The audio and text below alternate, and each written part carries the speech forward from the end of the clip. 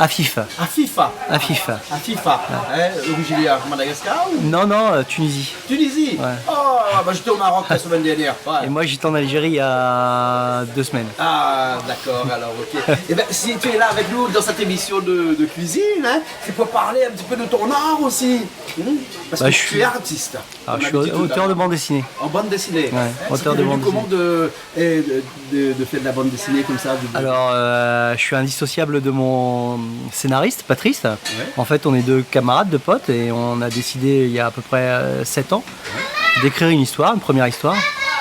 Et on a été édité, et depuis, on fait de la bande dessinée.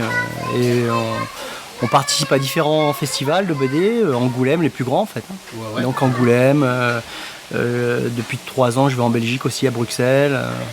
Voilà. Et là, je travaille sur un nouveau projet avec un autre scénariste, Philippe Elaez, voilà, sur un projet qui est un peu différent. Parce que moi, je faisais de l'heroic fantasy. Tu connais un peu l'heroic fantasy? Ouais, avant, je faisais de l'heroic fantasy. Tu connais un peu l'heroic fantasy? Non, explique-moi un petit coup, je veux savoir. L'heroic fantasy.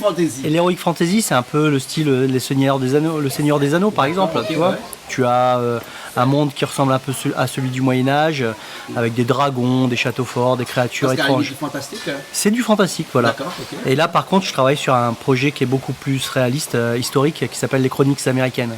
Les Chroniques américaines. Voilà, et qui se passe dans les années 50 et qui parle d'histoires un peu particulières, voilà, de la CIA, etc. Ouais.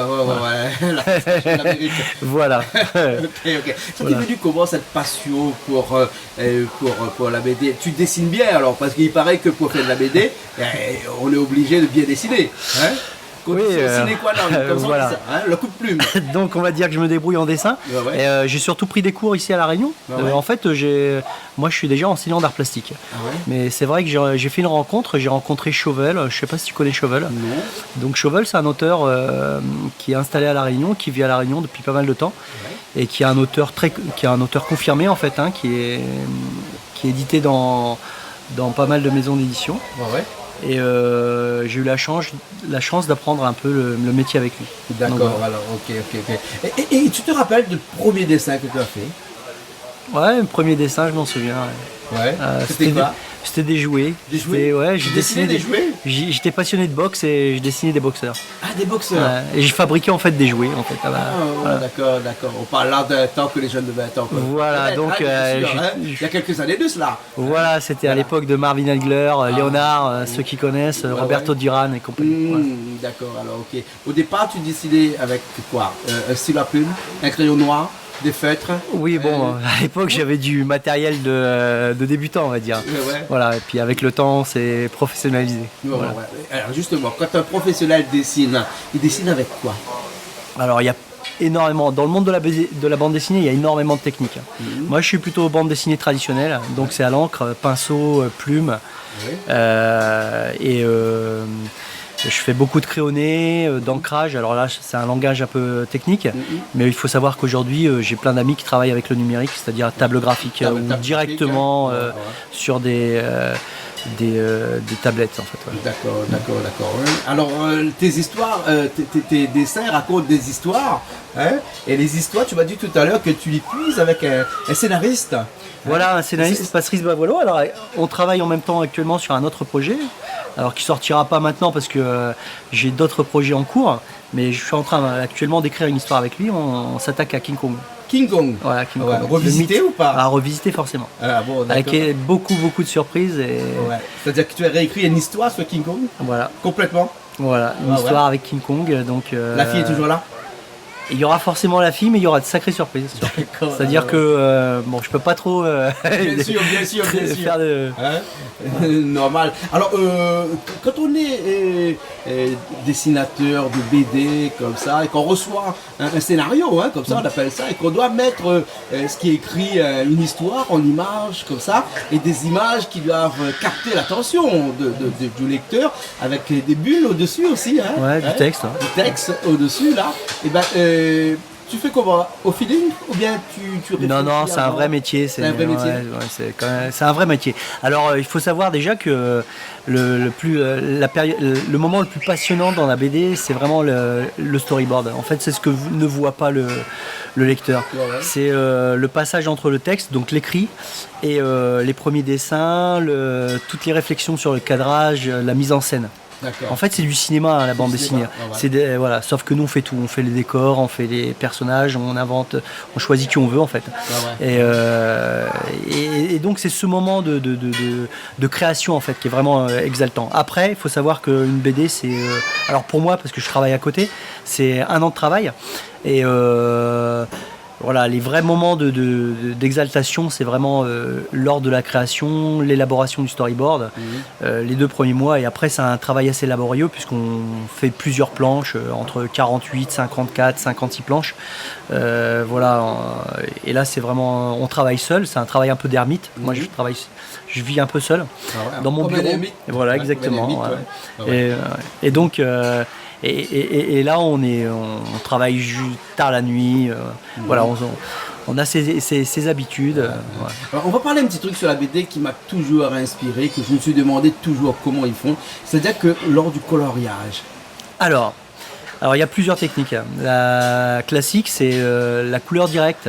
En fait, le dessinateur est à la fois dessinateur et coloriste. Il colorie lui-même ses planches. Mais de plus en plus dans le monde numérique. Oui, voilà, maintenant c'est numérique et on travaille avec des coloristes. Moi, j'ai travaillé avec un coloriste espagnol, une coloriste française, et actuellement je travaille avec Florent, donc un coloriste aussi de Métropole. Et en fait, il faut bien imaginer que la bande dessinée, c'est un travail où on mutualise en fait les compétences. Voilà. Celui qui écrit, celui qui colore, celui qui fait les couleurs. In fine, comme on dirait, celui qui édite. Voilà. Bien sûr. Exactement. Alors pour info, la semaine prochaine, il y a le Cyclone BD à Saint-Denis, c'est-à-dire le festival tous les 2 ans, qui a lieu tous les 2 ans, de bande dessinée, auquel je participerai. Mais pour les passionnés de BD, il y aura de grands noms qui viennent de Métropole, qui seront présents à La Réunion. D'accord. Donc ça a lieu tous les 2 ans. D'accord. On va dire dans la BD, qui t'a inspiré? Moi j'ai beaucoup de références. J'ai les références de mon enfance, donc Rosinski, Van Damme, Loisel, j'adore Mathieu Laufré. J'adore. Alors pour le coup, je suis absolument pas, même si j'admire le travail, mais moi je suis pas de la génération Tintin, je suis pas de la génération Astérix. Ça m'a jamais trop touché. J'ai redécouvert en Belgique les Scram Scratch, je ne sais pas ça parle peut-être à certains, et les Tuniques Bleues, j'avais oublié que j'avais lu ça et j'ai redécouvert en rencontrant des collectionneurs qui avaient des planches originales des Tuniques Bleues. Voilà. D'accord, alors ok. Et donc l'avenir dans tout ça, c'est quoi le futur dans la BD actuellement? Le futur. Tes souhaits pour l'avenir, qu'est-ce que tu vas faire? Écoute, moi j'essaye, je suis enseignant, donc j'essaye de transmettre un peu ma passion à mes élèves. Et là, par exemple, dans mon collège, je peux le citer ou pas? Bien sûr. Oui. Alors Saint-André, chemin Morin, où on organise, c'est la 2e fois qu'on le fait, donc on organise la semaine de la BD. Ça a lieu en même temps que Cyclone BD, c'est donc tous les 2 ans. Et on fait une exposition de planches originales dans notre collège. Et on organise des rencontres avec des auteurs de bande dessinée qui se déplacent pour rencontrer les élèves. D'accord. Donc ça me tient à cœur. Après moi, mes projets, c'est King Kong, les chroniques américaines, voilà. Et puis au-delà de ça, moi, ce que je tire de cette expérience, c'est vraiment toutes les rencontres que j'ai pu faire. C'est ce qui est super, c'est de rencontrer les gens qui nous ont fait rêver.